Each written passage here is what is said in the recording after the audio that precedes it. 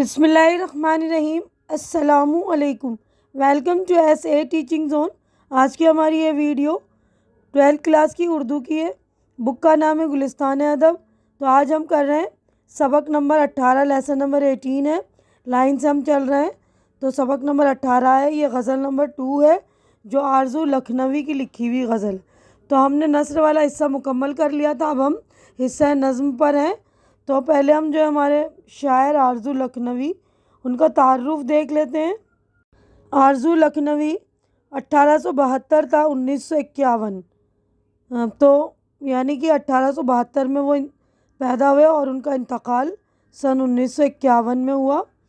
سید انور حسین آرزو لکھنؤ کے رہنے والے تھے۔ ان کے والد کا نام میر ذاکر حسین تھا، وہ بھی شعر کہتے تھے اور یاز تخلص کرتے تھے۔ آرزو نے فارسی اور اپنے زمانے کے دوسرے علوم کی تعلیم لکھنؤ میں پائی، خاص طور پر عروض اور قواعد میں مہارت پیدا کی۔ میر ضامن علی جلال لکھنوی اس وقت مشہور شاعر تھے۔ آرزو نے ان کی شاگردی اختیار کی۔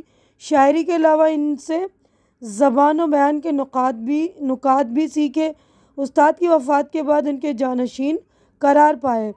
اس زمانے میں کلکتے اور بمبئی میں تھیٹر کی متعدد کمپنیاں تھیں۔ آرزو نے ان کے لیے کئی ڈرامے مثلاً متوالی جوگن، دل جلی بیراگن وغیرہ لکھے۔ فلموں کے لیے بھی کچھ گیت لکھے۔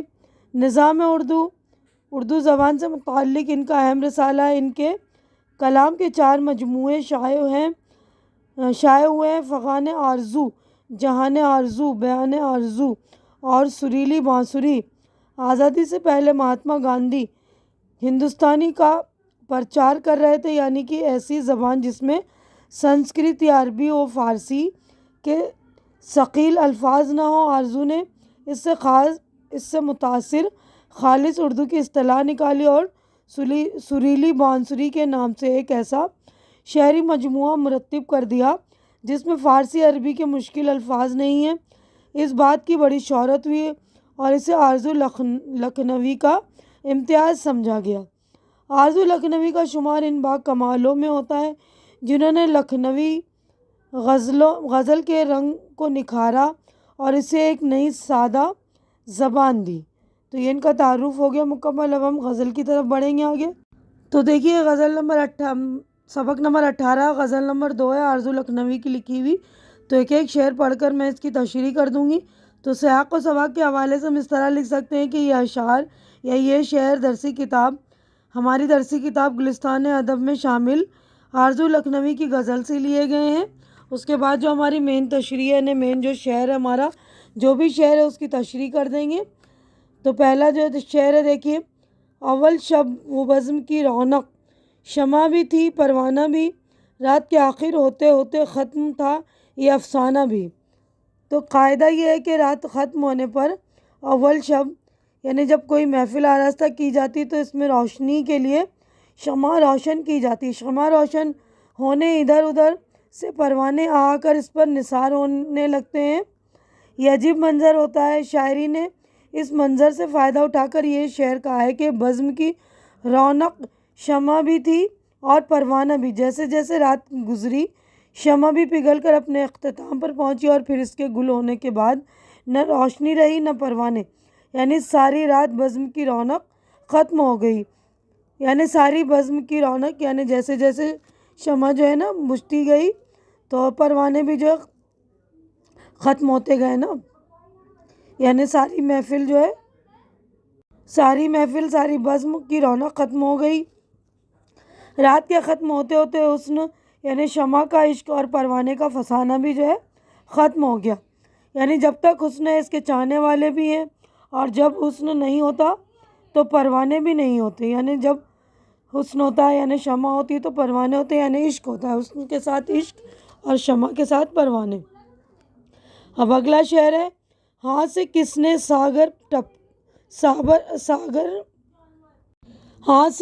ساگر پٹکا موسم کی بے کیفی پر، اتنا برسا ٹوٹ کے پانی ڈوب چلا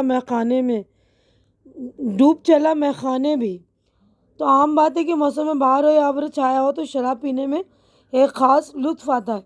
اگر موسم میں بے کیفی ہو تو میں خوار کو وہ سرور نہیں ہوتا جو موسم بہار یا برسات میں ہوتا ہے، اور ایسے موسم میں جھنجھلا کر شراب کا گلاس جو ہے پٹک دیتا ہے۔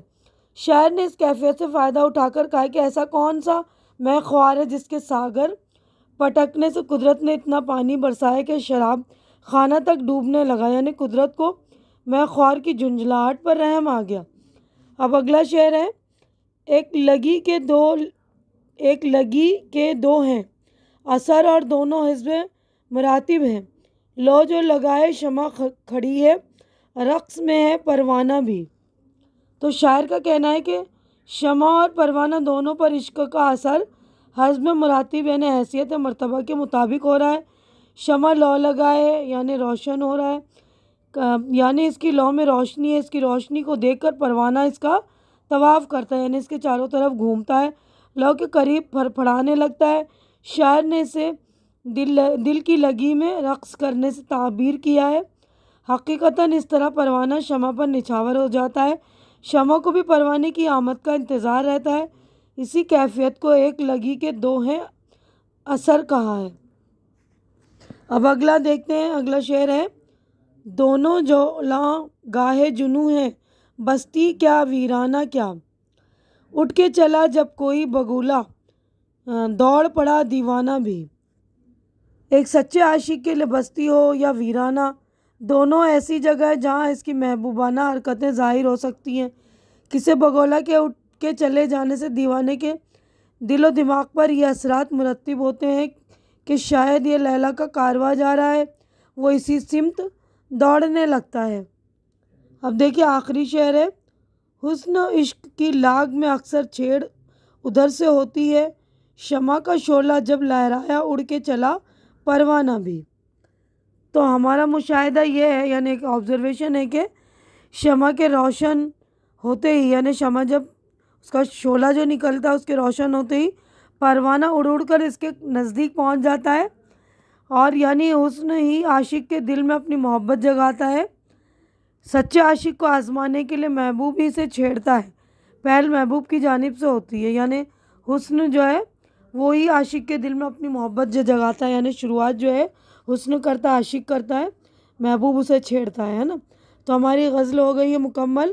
تو یہاں پہ شاعر کا نام دیکھیے آرزو لکھنوی۔ تو یہ والا صفحہ ہمارا مکمل ہو گیا۔ نیکسٹ پیج پر ہم چلیں گے، دیکھیے اگلے صفحے پر جو ہے مشق۔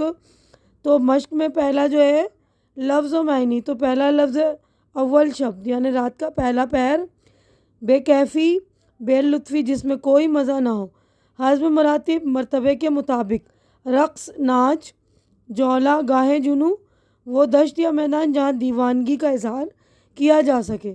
اب اس غزل سے متعلق غور کرنے کی بات ہے، دیکھیے اردو شعر و ادب کی تاریخ میں دکن، دہلی اور لکھنؤ بڑے ادبی مراکز تسلیم کیے جاتے ہیں۔ انہی ادبی اصطلاح میں عام طور پر ادبی دبستان کہتے ہیں۔ دبستان کا مطلب مدرسہ ہوتا ہے۔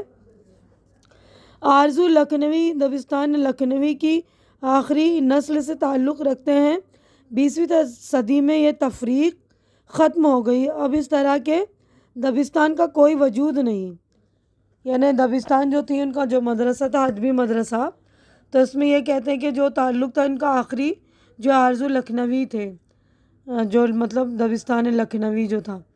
اب سوالات ہمارے شروع ہیں، یہاں پر دیکھیے 3 سوالات ہیں، تو تینوں کے ہم جوابات دیکھیں گے۔ پہلا سوال ہے دبستان لکھنؤ کے 5 شعراء کے نام لکھیے، تو جوابات دیکھ لیجئے۔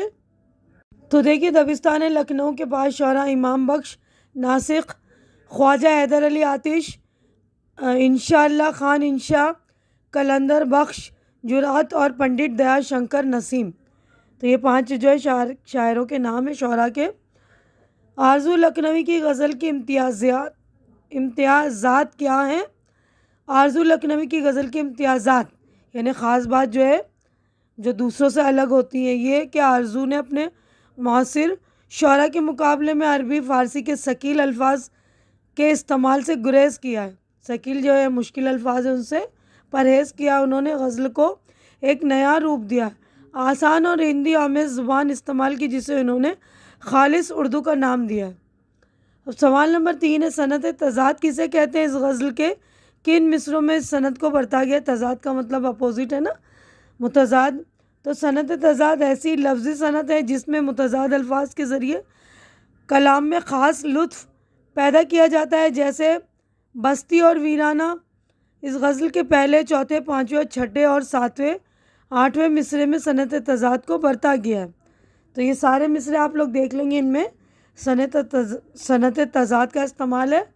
तो अब आगे बढ़ते हैं, हमारे 3 सवालों के जवाबात हो गए मुकम्मल। अब देखिए, अमली काम में मजमुआ सुरीली बांसुरी तलाश कीजिए और उसकी किसी पसंदीदा गज़ल को याद करके जमात में सुनाइए।